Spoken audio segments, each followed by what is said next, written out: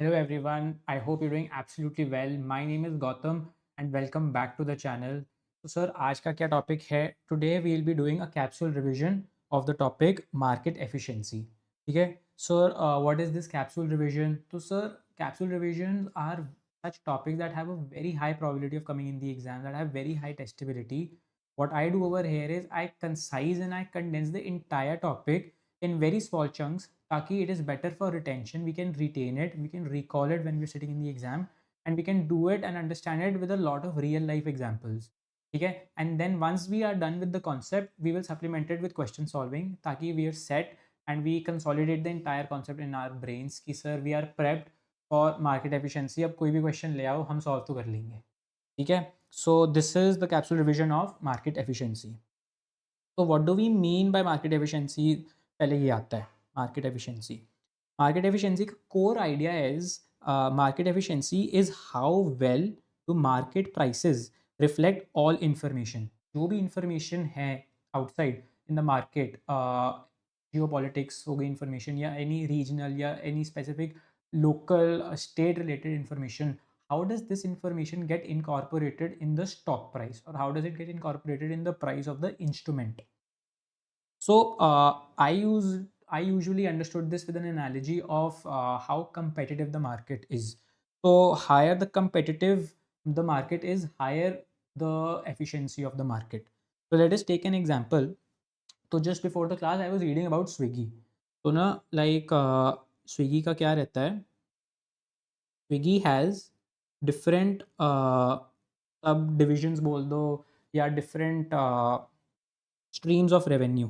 One, उनका जो delivery app है, करेक्ट, जो फूड डिलीवरी आता है.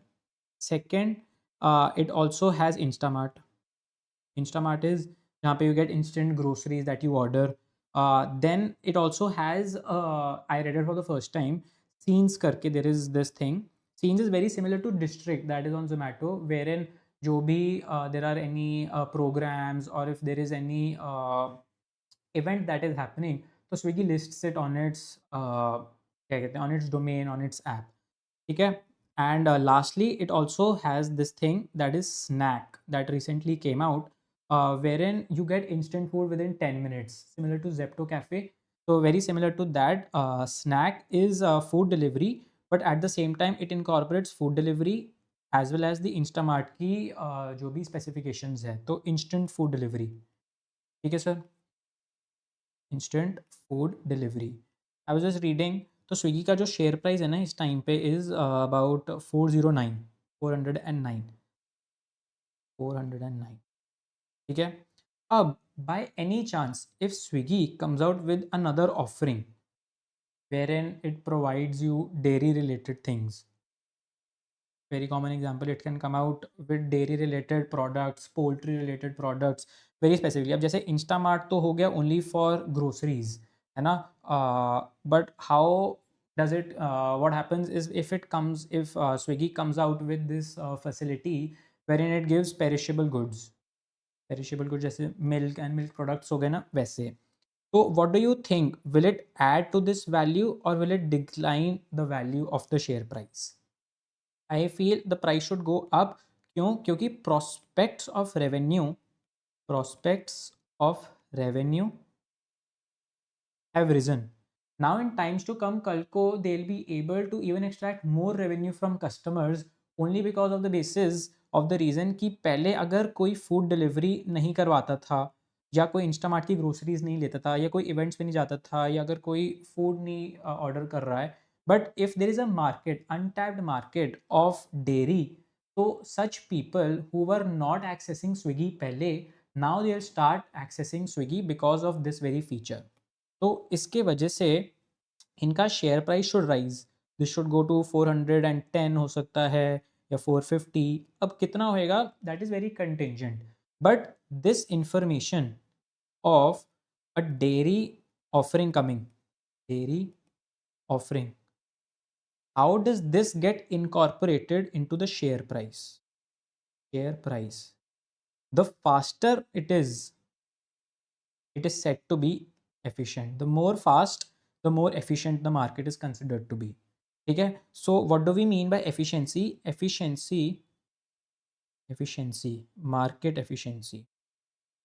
मार्केट एफिशिएंसी इज जो शेयर प्राइस अभी बाजार में ट्रेड हो रहा है, does it incorporate all the available information, all available information. Yes sir. If it incorporates all this information, it is considered to be efficient. तो एक बार ये नोट से पढ़ लें. तो ये कहते हैं market efficiency is how well do market prices reflect all available information. ठीक है. If it is not efficient, what does it mean? Efficient नहीं है इसका मतलब all the prices, all the information is not reflected in the price. So there are opportunities that exist to earn profits by gathering and processing this information. Now say for example, ये जो poultry farm का example लिया था हमने, जो ये poultry offering का example लिया है हमने, if only few people know about this and others are not aware of this, तो these few people can trade and they can go and buy the share price at 409. वो 409 पे आज खरीद लेंगे, और जब बाद में ये पब्लिक के पास चली जाएगी इन्फॉर्मेशन कि now Swiggy is also coming out with their own poultry और डेयरी फार्मिंग रिलेटेड प्रोडक्ट्स, तो प्राइस बढ़ जाएगा. तो इसमें if you are seeing there is this gap of incorporation of news. तो higher the gap, higher is the inefficiency. ठीक है. तो let us read it one from the notes. Yes. So if it is not efficient, if the marketplace is not efficient, opportunities exist to earn profits by gathering and processing information. अब ये returns वाला part will come later. Why does this matter? Why does market efficiency matter? First, for investors या wealth managers, investors like retail investors, हमें invest करना होगा, या for wealth managers. Who are wealth managers? Our roles, once we clear the CFA and we get the CFA charter holder, we would want to be analysts, we would want to be portfolio managers, we would want to be wealth managers, wherein we are managing loads of wealth of people, and then basis our decision investments happen. तो क्या होता है ये? Who are wealth managers? These are managers who manage wealth. So why is it important for them? Because they can generate active returns only if there are inefficiencies in the market. This exists as well as persist. And why is it important for regulators? Informative prices ensure capital flows to the best of companies, leading to economic growth. So if you remember, in chapter 1 we talked about capital allocation, है ना? Capital allocation is one of the function of a financial system. In case you have not watched that video, I can pin that video. It will also be there in the description. आप एक बारी वो attend करना, वो view करना, you will understand all the functions. So we understood it by the mnemonic of CPI, which is capital allocation, interest rate discovery, and achievement of purposes. But that is for another video. वो आप एक बारी view कर लेना. In case there is any query, please let me know in the comments. Happy to help. ठीक है. This is the function of a financial system. So it comes in very handy for the government when the market is very efficient.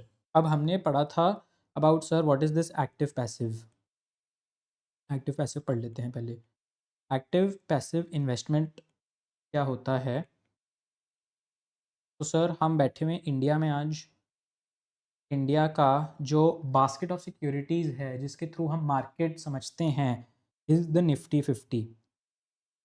Nifty 50 which is listed or which is a basket of securities on the NSE, that is the National Stock Exchange. So what is the Nifty 50? It is a basket or a accumulation of 50 securities. ठीक है. जिनमें सब securities का अलग अलग wait होएगा. तो like ICICI say for example has 5%, Bajaj Finance they has 3%. I was reading Larsen and Toubro has about 2.5%. ठीक है. This is today as I am talking. So and the CAGR, what do we mean by CAGR? CAGR is compounded annual growth rate. Over the past 5 years has been approximately 12%। तो अगर 5 years पहले like 2020 में, अगर आपने 2020 में invest किया होता 100, तो कंपाउंडेड एनुअल ग्रोथ के हिसाब से in about 2025 you would have received 12% of return. इस पे 12% ऑफ रिटर्न आपने कमाया होता इन टोटैलिटी, कंपाउंडेड। ठीक है। So this is what is meant by basket of 50 securities. अब what do we mean by passive investing? Passive investing is जहाँ पे where an investor like me or like you, we go and we directly invest in Nifty, in those 50 stocks. ठीक है, हमने sir invest कर लिया उन 50 stocks में। अब वो मैनेज होता रहेगा जैसे भी, and by the end of 5 years we will be able to earn 12%। This is passive. आपने कुछ नहीं करना, एक बार इन्वेस्ट कर लिया, यू गो एंड रेस्ट, आपको कुछ नहीं करना। What is active? Active investing says, active investing says an investor, उसको 12% चाहिए ही नहीं, ही वॉन्ट्स टू अर्न 15% और 18% और इवन हायर। तो व्हाट विल ही डू? ये जो 50 स्टॉक्स है जिसमें वी अंडरस्टूड कि ICICI का 5% है, बजाज फाइनेंस का इज़ ऑलमोस्ट, बजाज फाइनेंस का इज़ 3%, लार्सन एंड टूब्रो का इज़ 2.5%। तो वो in weight and these weights are as per the National Stock Exchange जो उन्होंने रखे हुए हैं इन द निफ्टी 50। वो कहता है कि ये जो 5% है, इसको मैं 5 नहीं, इसको मैं 15% करूँगा, तो मैं ओवर वे करूँगा। जो बजाज फाइनेंस है ये 3% है, इसको भी मैं 8% तक लेके जाऊँगा, इसको ओवर वे करूँगा। और ये जो 2.5% है ये तो नेग्लिजिबल है, इसको लगाना ही नहीं है, या अगर लगाना है तो बहुत ही मिनिस्क्यूल लगाएंगे, सिर्फ 5%, 0.5% इन्वेस्ट करेंगे, तो इसको हम अंडर वे करेंगे।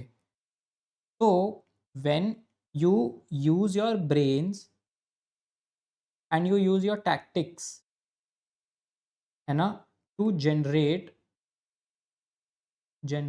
Returns, that is known as active investing.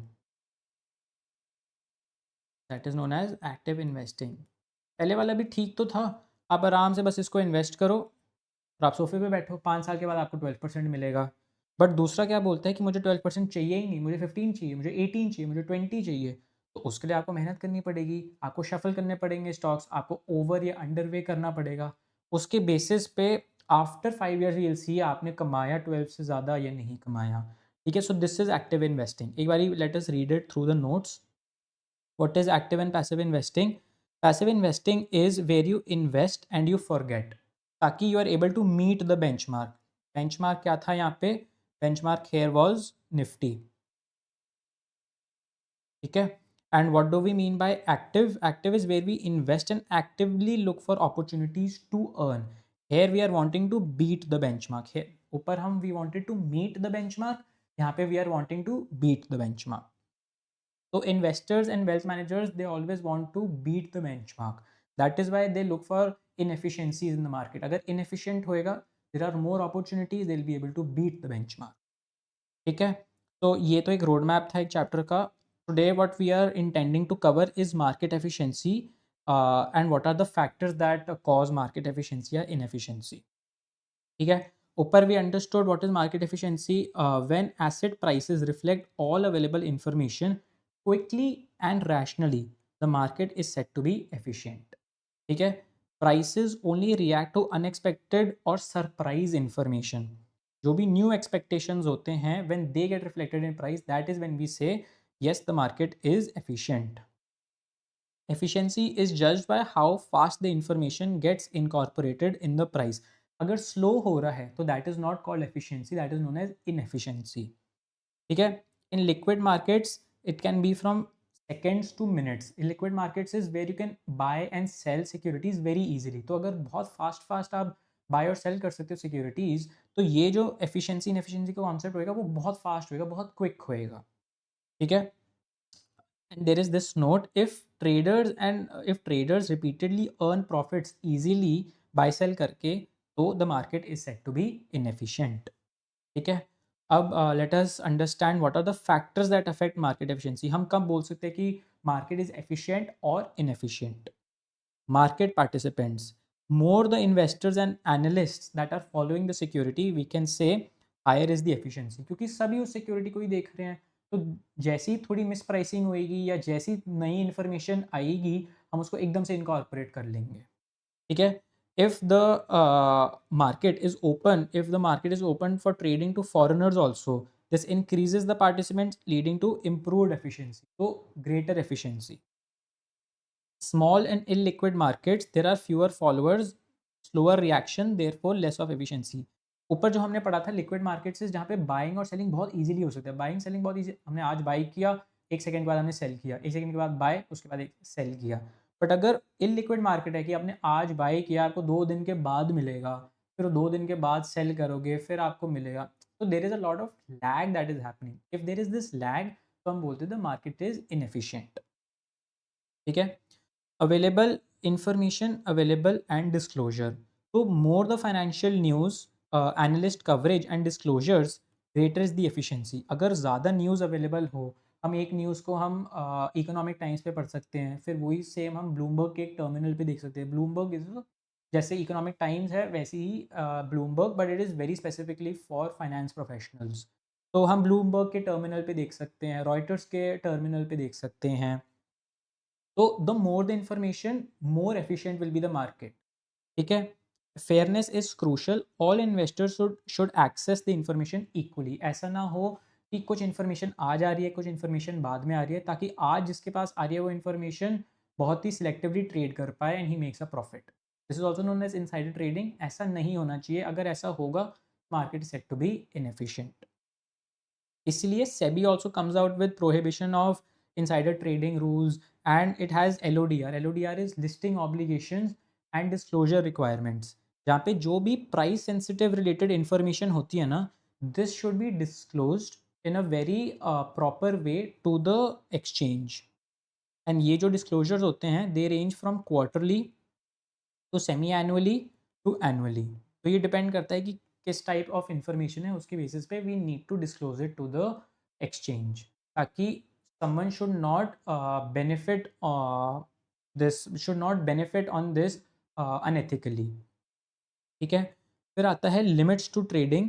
Barriers like execution delays, high cost, lack of transparency lead to lower efficiency. अगर एग्जीक्यूशन डिलेज होएगा, वही एग्जांपल, तो आपने आज ट्रेड मारा, 2 दिन के बाद आपके अकाउंट में वो रिफ्लेक्ट हो रहा है, एफिशिएंसी ही क्या होएगी? क्योंकि इन्फॉर्मेशन तो है आपके पास, आप एक्ट भी करना चाहते हो, but the infrastructure is only not there, तो आप कैसे एक्ट करोगे? The market is inefficient.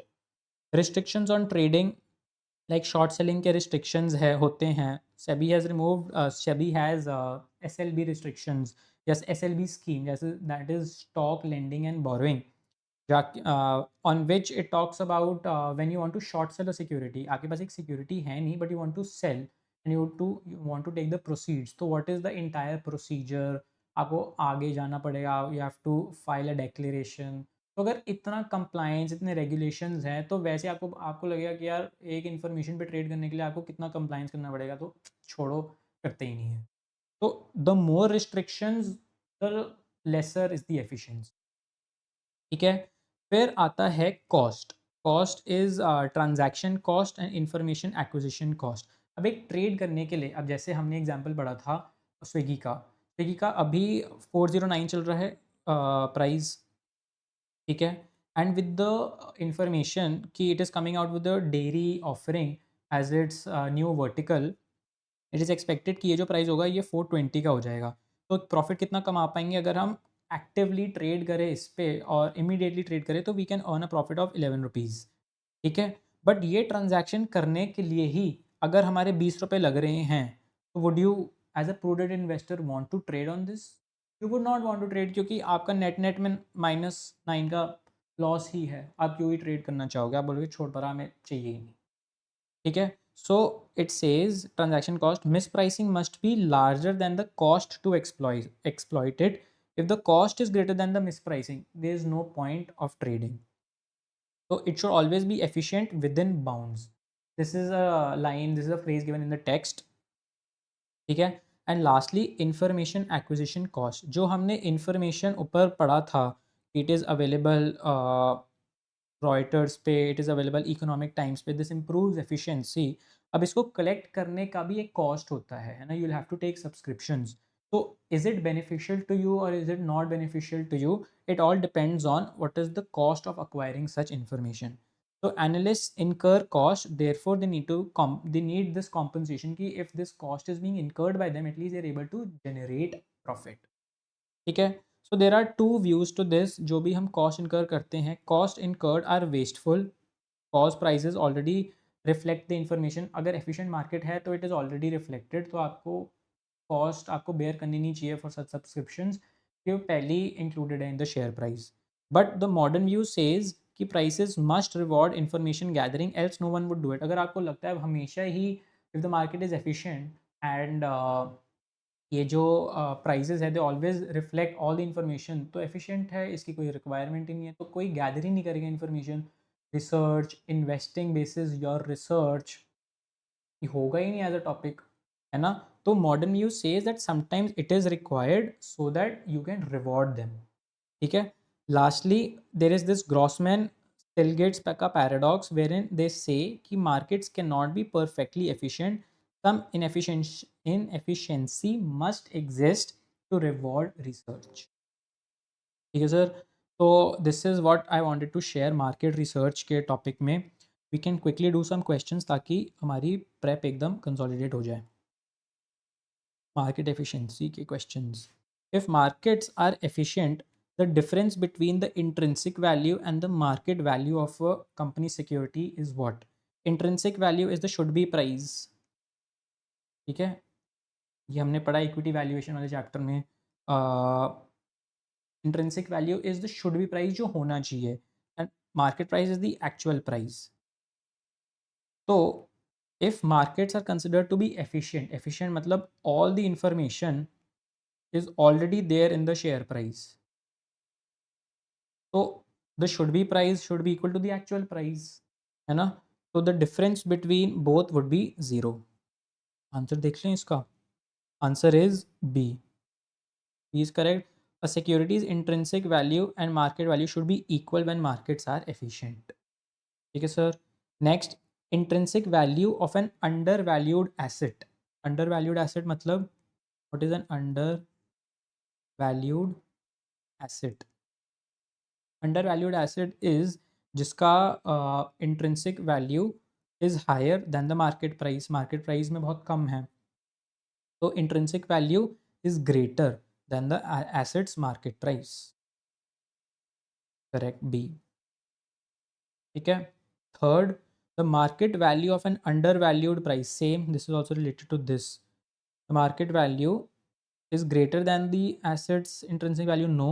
Is the value at which the asset can currently be, wow. So it says yes, the value at which the asset can be currently bought or sold. What is the market price? The price which is tradable. ठीक है. In an efficient market, the change in a market's share price is most likely the result of insiders information, the previous day's change, or new information coming to the market. New information, because this is an efficient market. ठीक है sir. These were some questions. ये आप बाकी भी solve कर सकते हो. We have answers given over here. आप इसको एक बार ही corroborate भी कर देना. ठीक है सर. तो this was the topic of market efficiency. You can pause the screen, है ना, एंड आप इसको नोट डाउन कर सकते हो. This is a very very conceptual and very important topic. Forms of market efficiency is also very important, ये वाला topic. ठीक है. We will come out with another revision video with a revision capsule revision, sorry. ठीक है. And we can cover that. This is very testable in the exam. I hope it added value to your original set of knowledge. If it helped, do subscribe to the channel, do like it, and share it across with as many people as you can, so that I'm able to share my journey, my learnings with a lot of people, and the right guidance at the right time can do wonders. है ना. So your sharing this video will help many people understand a very complex topic of market efficiency. ठीक है. So thank you, and thank you for being so patient to hear me. and we'll meet in the next capsule revision. Bye bye. Thank you.